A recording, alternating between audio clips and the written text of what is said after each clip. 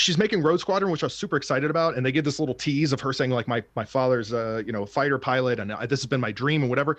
You had a moment with a fighter jet in the 80s, and you chose to have him fly through fireworks. Like, who would do that? Like, I don't know. Anyway, I can't do this. Adam. Hey everyone, Adam and Andrew here with It Takes Two Takes, here to review the movie that everyone's watching because nothing else is going on right now in the world in terms of cinema, and that is Wonder Woman 1984. Wonder Woman's back. Patty Jenkins is back, both as director and had a very big hand in writing this one. I've been waiting for this almost as long as I've been waiting for people to subscribe to our channel. That's how long I've been waiting. Almost that long. How long I've been waiting for people. At this point, we feel like you've got access to this movie one way or another. We're just gonna get right into really a spoiler review of this film. So let's get. I want to get your thoughts on this movie before I go into mine. Boy. What did you think of this movie? Here's my thoughts. I wanna set the stage. I want to add the context of. I enjoyed the first Wonder Woman movie of this franchise from 2017. I enjoyed it. It set, in my opinion, the stage for a very strong franchise in both Wonder Woman as a character and the people backing it. Patty Jenkins did a great job, I would even say.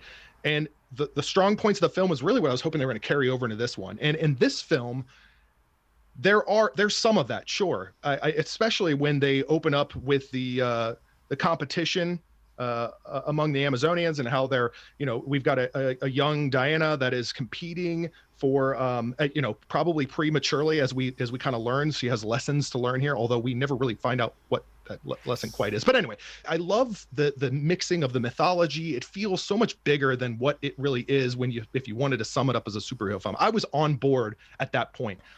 I was even on board as they kind of open up with this mall scene. It very, very much reminded me of like a Richard Donner film. It made me feel like it was an 80s film, as campy as it was. I felt like for the most part, they were hitting the mark. As things progressed, I started to have some issues, and a lot of it surrounded plot points. A lot of it surrounded convenient, some writing and some areas that I just felt like we're starting to unravel here. And it didn't need to be 2.5 hours of, I feel like, what we ultimately saw.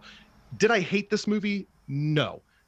However, I do feel like there were a lot of decisions that were made, which we can get into, that were either unnecessary, could have been tightened up a bit, or ultimately, if we're going off of the 2017 film, this did not, in my opinion, capitalize on the strengths of that film. It left something to be desired, in my opinion. Apparently, the Patty wanted to do some sort of like games type of scene in the first movie, but there just wasn't time. So I got a feeling that she wanted to do that scene and she shoehorned it into this movie. Because the only way that opening part even fits in the movie is if you're thinking the idea they're trying to do some moral about cheating, and later on we're talking about cheating death or whatever. Sort of, yeah. Every success comes with a cost or something to that effect, right. It wasn't really clear. If all we were talking about is Wonder Woman and Wonder Woman 1984, it'd be fine. But this is a character that was introduced in Batman v Superman. They had done this whole idea that this is somebody who's been kind of in the shadows for a long time. And this movie definitely does not set her up as someone who's been in the shadows for a very long time. And I was curious going into this movie, well, how is Steve back? Right? He's dead. And apparently that he just happened to be in somebody's body that I guess was on vacation for a week or something, because this guy's life just gets to go on hold for however long this movie is taking place. And we won't even address the fact that apparently he's got no friends. Nobody's calling him. No one's stopping by. Nobody cares about this guy at all during the entire length that Steve Trevor is possessing this guy's body. I was wondering the same thing. I'm just like, wait a minute. So all of a sudden, Steve just pumps this dude's body full of Pop-Tarts and coffee, and then never mind the fact that Diana bangs the guy. And I feel like doing the Superman 2 on this of, having the love of my life in my life or having my powers, which was kind of the conundrum that Superman had to deal with in Superman 2. It didn't work for me. I think that's what it really was. That just didn't work for me. There was definitely things that they did in this movie for pure fan service. The invisible plane was pure fan service, right? That was a callback to the to the 70s show and Wonder Woman of old before they started making Wonder Woman just be able to fly and lasso lightning bolts. I don't even know that I call it pure fan service. You could have made that exciting, going like, oh, cool. You know, I mean, because that's, to me, that's part of watching a comic book film. I would have been more fine with it if they didn't then introduce her as being able to fly on her own in this movie. Like, if the next movie, she has progressed from learning to kind of pilot a plane to now she's starting to learn how to navigate the air on her own, that's fine. It was done to put Steve in a plane to do the fireworks scene and to throw in an invisible jet. I mean, they could have found another way to get him from point A to point B, whatever the case may be. But in this case, they decided to go with a more fan service type of way of doing it, which is fine because I love the old 70s show. I think my biggest problem with this movie is probably the villain or villains. Pedro Pascal, to me, he completely went into his role. I felt the energy. I felt the performance. It just sucks that the writing wasn't quite there for him. I felt like, if anything, he was putting his all into that role. I enjoyed his presence on screen, maybe not necessarily, you know, where this character went. And you had mentioned, you know, this invisible plane getting from point A to B. You just gave me it's just like a laundry list of things that are triggering me. And it's even hard for me to process. Like, you're right, because there's so much of getting from point A to point B that could have been done differently and more effectively, in my opinion, throughout this film. As soon as you introduce an artifact, in this case, as soon as you introduce this stone that grants wishes, I got concerned. Because all of a sudden we're playing with the rules of the universe in this film. And I all of a sudden got worried that here we go. We're opening an entire box of anything goes because we can just wish for things. And we have to all of a sudden set these rules and guidelines. And otherwise everything just unravels. And I feel like that's what happened in this film, because we talk about Steve, who takes over this guy's body. If you could wish for anything, they could have just brought Steve back. Who, like, out of all things, why was the rule that he had to be in some guy's body compared to everything else? Like, we had nukes appearing out of nowhere. There was so much going on, yet this guy had to be possessing somebody. And that wasn't even the cost to Diana. It's not the sacrifice. She had other sacrifice that came with what she did by losing her power. So there were things that I just felt like were moving parts, and it was the laws that they had constructed in this film just made no sense to me. Do you understand what I'm saying? I do. If you compare this to other DC films, this doesn't seem so bad. The problem is, when you compare it to movies that aren't part of the DC universe, it's not really a great movie. I could spend an hour, as you know, you sometimes call it, nitpicking all these little things that bugged me, because there was a lot. And as it added up more and more and more, it just made me dislike this movie.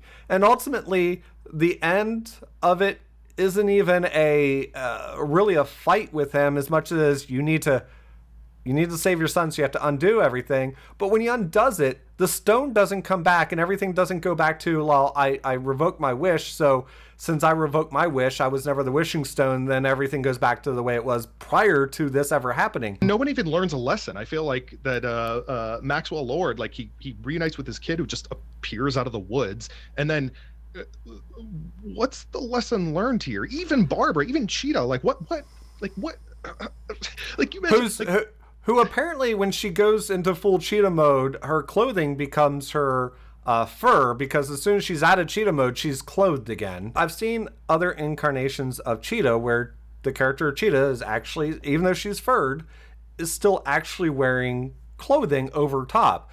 If they had put her in an outfit that would have worked with or without the fur, I would have been much better off with them showing that final shot of her no longer as the furred cheetah, just, you know, in her clothes again. Yeah, that to me would be nitpicking. My brain couldn't even go there, because the whole time I'm just sitting there thinking, I don't know that I'm a details guy. Motivation here. Like, yeah, I get that Barbara wants things in life and she's not getting them.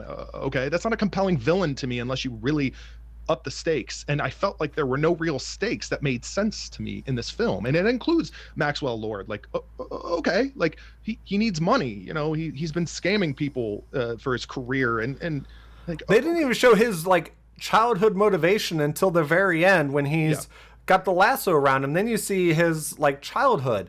That would have been great to show early in the film, to actually kind of understand how this guy is how he is. Right. And I feel like it was things like that that just took away from moments that honestly could have been really cool. Like seeing Wonder Woman for the first time in this franchise, like flying, like cool. And then it's kind of like, why do we even deserve this at this point? Like, nothing added up at times, and nothing I get your rope is magical, but how the hell does it lasso a lightning bolt? It wasn't even the how to me, it was the why. Why are we having this moment? Nothing really just felt like it was, nothing felt any weight behind it at times. And look, I know we've been shitting all over this, and I could go on, believe me, and I know you could, Adam. Don't even try to tell me you can't. But I could.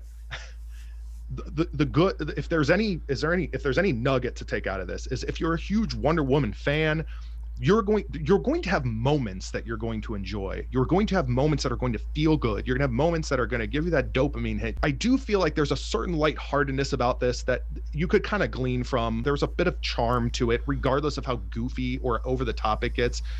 So I will say that it wasn't an atrocity, but there was just too much that just didn't work for me, and I don't know that I would want to come back to this film. It makes me kind of glad I didn't go to the movie theater for it. I mean, Patty Jenkins has already signed on for a third film because of the performance, financially, all things considered, with this film's opening weekend, even in theaters. Is Warner Brothers patient enough to wait 2+ years, because she's already going to be working on a Lucasfilm movie? Right? She's working on Rogue Squadron. Locking someone in is locking someone in. I think that's the goal here. It's weird times, and I don't think that they want to risk losing her to something. Yeah, I don't mean to shit all over Patty Jenkins. I think she's a really good filmmaker. What I want to say is, like, she's making Rogue Squadron, which I was super excited about, and they give this little tease of her saying, like, my father's fighter pilot, and this has been my dream and whatever. You had a moment with a fighter jet in the 80s, and you chose to have him fly through fireworks. Like, who would do that? Like, I don't know. Anyway, I can't do this, Adam. Like, yeah. So if you're the type of person who's really good at, like, turning off your brain and just enjoying, like, special effects and visuals and stuff like that, and you just love Wonder Woman, you like fun comic book movies, you'll probably kind of like this. If you like Transformers movies, then you might like this. This would be an upgrade over Transformers movies, I would say. It is, but it's same idea though, about you need to turn off your brain, because if you don't turn off your brain, you're going to have a lot of the problems that both of us have said. As always, we're interested in your thoughts, of course. Give us your opinions. Give us the comments. Give us the, like, I really want to hear someone that would love this film say something. Like, I'm almost excited to hear from it. Like, I'm it's not a challenge. I'm welcoming it. I really want. I want to hear from you. So if you love this film, please tell us why. Because I'm considering myself open-minded. There was so much in this. Again, okay. And until our next video, this is Andrew and Adam with It Takes Two Takes. Take care.